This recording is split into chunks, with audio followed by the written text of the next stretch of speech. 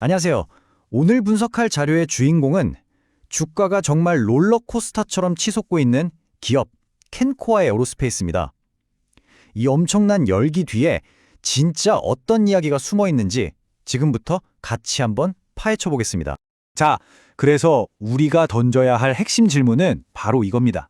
최근의 주가 폭등, 이거 혹시 그냥 시장의 기대감이 만든 거품 아닐까요? 아니면 정말 이 회사의 가치를 제대로 반영하고 있는 걸까요? 이 숫자 좀 보세요. 2024년 저점 대비해서 무려 90% 이상 급등했어요. 이건 뭐 단순한 상승이라고 말하기엔 정말 어마어마하죠. 바로 이 숫자가 오늘 우리가 풀어갈 이야기의 시작점입니다. 이 미스터리를 풀려면요, 세 가지 중요한 퍼즐 조각을 맞춰봐야 합니다. 첫 번째는 일론 머스크의 스페이스X, 두 번째는 미래의 교통수단, 바로 하늘을 나는 자동차, 그리고 마지막으로 이 모든 걸 뒤에서 움직이는 아주 강력한 투자자의 정체까지. 자, 그럼 지금부터 하나씩 맞춰볼까요? 네, 그럼 첫 번째 섹션입니다. 도대체 무엇이 이 뜨거운 열풍에 불을 지폈을까요? 그건 바로 외부 환경의 변화, 특히 스페이스 X 효과라고 할 수 있겠습니다. 주가가 갑자기 이렇게 뛴 배경에는 크게 세 가지 동력이 있었습니다. 첫째는 다들 아시는 일론 머스크의 스페이스 X가 곧 상장할 거라는 소문. 둘째는 이른바 하늘을 나는 택시라고 불리는 도심항공교통 UAM이 바로 내년 2025년부터 상용화된다는 엄청난 기대감. 그리고 마지막으로 오랫동안 하락하던 주가가 기술적으로 딱 반등하기 좋은 타이밍이었다는 점이죠. 바로 이 지점, 이게 핵심입니다. 켄코아는 스페이스X 같은 민간 우주 기업에 없어서는 안 될 특수 원소재를 공급하는 그야말로 밸류체인의 핵심적인 역할을 하고 있거든요. 그러니까 스페이스X 상장이라는 거대한 테마가 떠오르면서 시장의 관심이 바로 여기로 확 쏠린 겁니다. 좋습니다. 밖에서 부는 뜨거운 바람은 이제 충분히 알았으니 이제 시선을 회사 안으로 한번 돌려보죠. 그래서 켄코아는 대체 뭘로 돈을 버는 회사일까요? 매출 구조를 딱 뜯어보면요. 좀 의외인데? 싶으실 거예요. 시장은 지금 우주항공 테마다, UAM이다 해서 난리지만 사실 켄코아의 진짜 캐시카우, 그러니까 돈을 벌어다주는 사업은 MRO 사업입니다. 이게 뭐냐면 낡은 여객기를 화물기로 싹 뜯어고치는 사업인데 이게 전체 매출의 40% 이상을 차지하면서 회사를 아주 튼튼하게 받쳐주고 있는 거죠. 그러니까 켄코아라는 회사는 4개의 아주 튼튼한 다리로 서 있다고 보시면 돼요.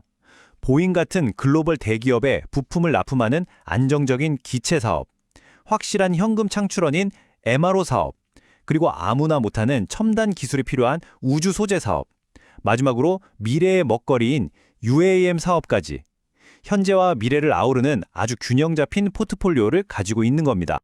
자, 이제 이야기의 다음 장으로 넘어가 보죠. 이 회사의 방향을 결정하는 진짜 주인은 과연 누구일까요? 지분 구조를 보면 참 흥미로운데요.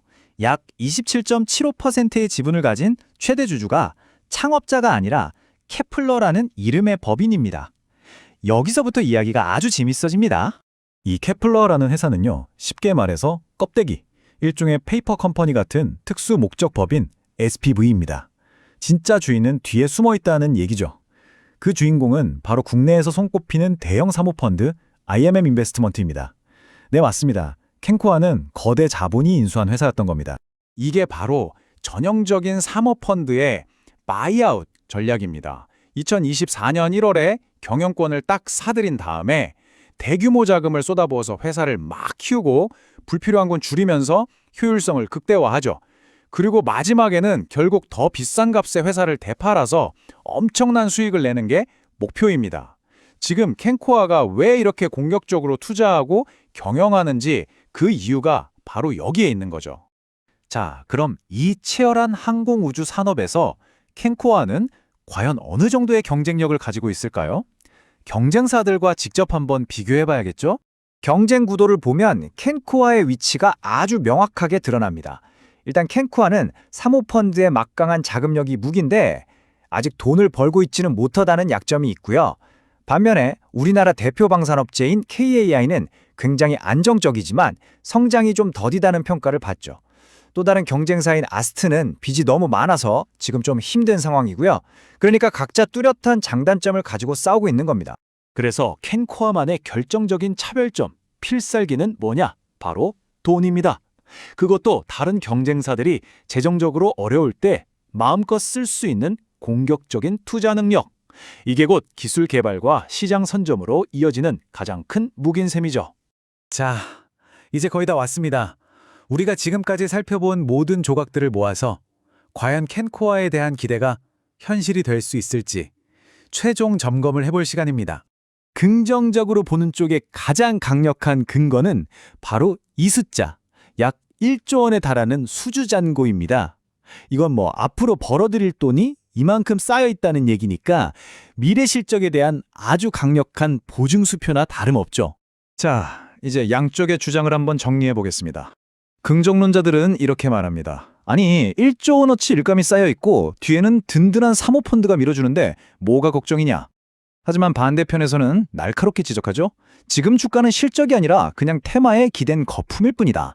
이 회사 아직 적절하는 걸 잊으면 안 된다. 결국 모든 건 2025년의 실제 숫자로 증명해야만 하는 숙제로 남아 있습니다. 결국 캔코아의 현재 상황은 이 한 문장으로 완벽하게 요약할 수 있습니다.